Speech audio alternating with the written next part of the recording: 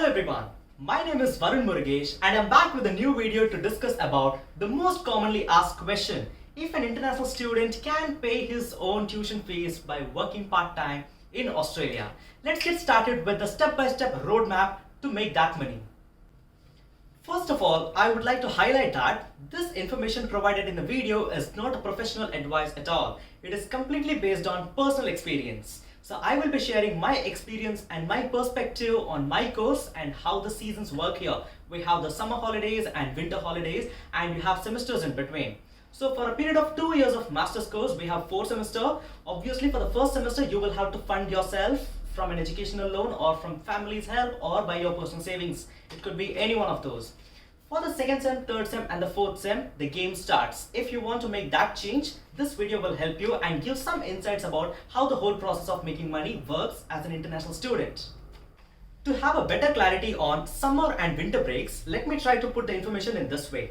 I had my first semester in the month of August, September, October, that is 3 months in 2022.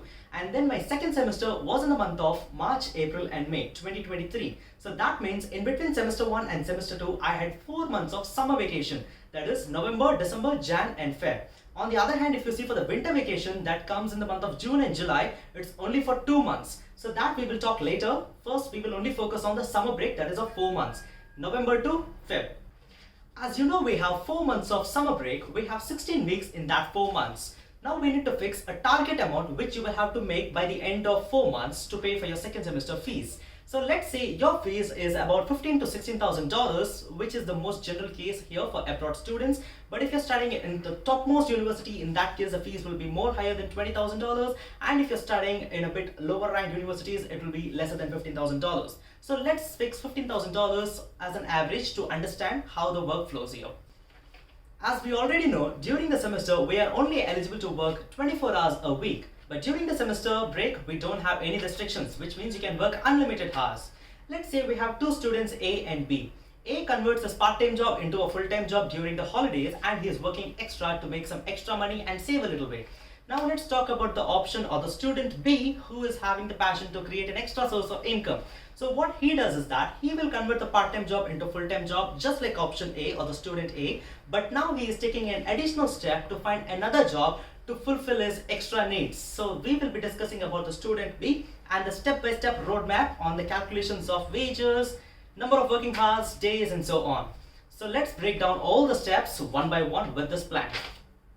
Let's say the student B is working on a casual basis. For all the students who are not aware of the difference between casual and part-time job contract, please check out the video attached in one of the sites to understand the basic difference between them. In this case, let's assume the person is working as a casual. So for the casual basis, for an hour you'll be paid $30 on an average. If you're working in a really good job, it will be higher. If you're working in an okay job, it will be a bit lesser, like 28, 27. But on an average, for a decent job, you'll be paid $30 on casual basis. Let's say you're working 16 weeks, right? So holidays for 16 weeks. So in 1 week we have 7 days. Let's fix 1 day for the complete rest, for your body, for your mental health, everything. So rest of the 6 days we are going to target. But in this full-time job, what I'm talking about right now, we are working only for 5 days, not even 6 days. So it's 8 hours for 1 day, you're working for 5 days. For the most common case, let's fix it could be Monday to Friday or Wednesday to Tuesday, anything. However you want, you can pair up the job contracts. Now let's say on that casual basis, for an hour, you're paid $30. Now if you're working for 8 hours in a day, you will be paid $240 for that day. Now if you're working for 5 days in a particular week, for that 1 week you'll be paid $1,200. Now if you will calculate this for 4 weeks or a month, it's gonna be $4,800. Now as a person living in the CBD of Melbourne, on an average your expense will go about $1,800 if you're trying to live a decent quality of life without spending on lavish things. In that case, your expense will go about $1,800, your rent, accommodation, food, groceries, everything. Now let's say you have been saved $3,000 in your hand at the end of first month. Now for those 4 months of holidays, at the end of 4 months, you will be having a net cash of $12,000 in hand. So your target is $15,000 to $16,000, but you have already made $12,000 as savings. So this is more likely similar to the student A, who's making okayish kind of money and trying to save as much as possible by living a decent quality of life, slightly towards middle or lower, not spending too much on luxurious things. So that's the first point I would like to highlight. By working the first job, you're able to make $12,000 at the end of 4 months. $12,000, which is a huge money. So keeping that in mind, let's proceed with the next point. The main game starts now. The student B decides to work that normal full-time job in the afternoon shift, like 1 o'clock in the afternoon till 9 o'clock in the evening. In the morning, he decides to find another job. Let's say he wants to work 7 o'clock to 12 o'clock, and he has been agreed to give that work on a casual basis by one of the stores, let's say. So he'll be working 5 hours in the morning and then 8 hours in the evening. So 7 o'clock to 12 o'clock he'll be working in the morning as a morning job, and then 1 o'clock to 9 o'clock the second job will start. So in a particular day he's working 8 hours plus 5 hours. So you can calculate it will be nearly 13 hours of complete potential work he's gonna do. Now in that morning job for 5 hours is doing, in a particular day he will be paid like $150 on a casual basis. So $30 into 5 hours, that will be $150. Now, if you're working 6 days in this job, the morning job only for 5 hours, if you're working for 6 days in a week, you will make $900 for a particular week. Calculating that for 1 month, for 4 weeks, it's gonna be $3,600. Now, if you calculate this one for 4 months, that is for 16 weeks, your net savings will be $14,400. So this $14,400 is only saving. There is no expense at all. Why? Your expense has been satisfied by the first job in the full-time job. So this extra job is only your savings. So complete savings without any expense. If you will want to spend on something, and then that you can consider. But on an ideal case, this will be the savings. So $14,400.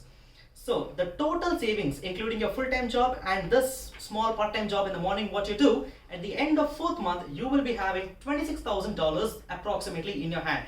$26,000 is a really big money for a student, but yes, if you're working consistently with very good shifts provided by your employer, and also you're able to keep up your mental health, your physical health, and your motivation to do that work, you will make $26,400 in the end of 4th month. So this is the first 2 points which I wanted to explain in detail, and I hope the calculations are appropriate and also clear to you. And this money and the figures which I'm telling is mostly after tax, so you don't have to really worry more about the tax, because the money what I'm going to tell is everything considering the tax deductions. So this is the rough average idea you can have in your mind if you want to make a draft plan of how to make that targeted money to pay your semester fees. So guys, you might have a question. If I'm working on a part-time contract, how much will I be able to make? In that case, you'll be roughly able to make about $19,000 by considering all this kind of work schedule. Yes. Now let's try to understand some of the interesting questions or doubts which you might be coming up with. So you might ask the question, how can I earn more money by working less number of hours? Now for all those who are wondering about this particular method, you can probably think about working in a night shift, because in the night shift you will be getting night loading, so that will be almost 50% extra or sometimes 200% extra in some of the good companies. So if you're considering to work in a night shift work, you can do only one job as a full-time and you will be making roughly near the same amount. Yes. The next doubt is, how can you work for less number of hours by making huge money?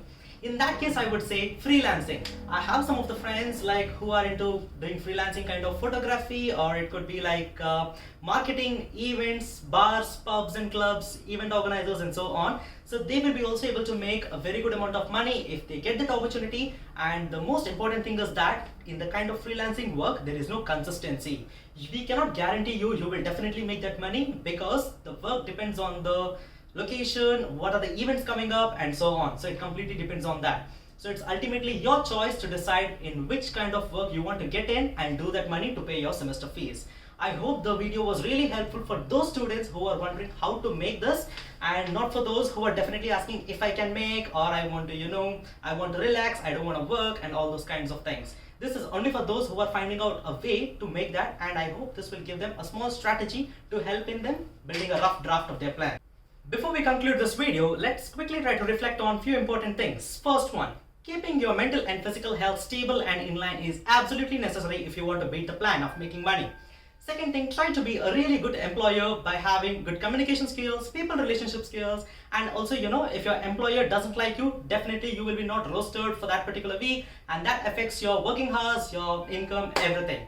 So these are the two important things I wanted to tell you. And also, stay motivated, inspired, whatever it is, keep yourself completely boosted to do all of this kind of work. And yes, if you want to know about the student expense, or how to find a professional job by working as an international student, and also how to find an accommodation and all such kind of queries, please let me know in the comment section, and I will try to make a step-by-step roadmap to beat that plan in the upcoming videos. Thank you so much. Bye bye.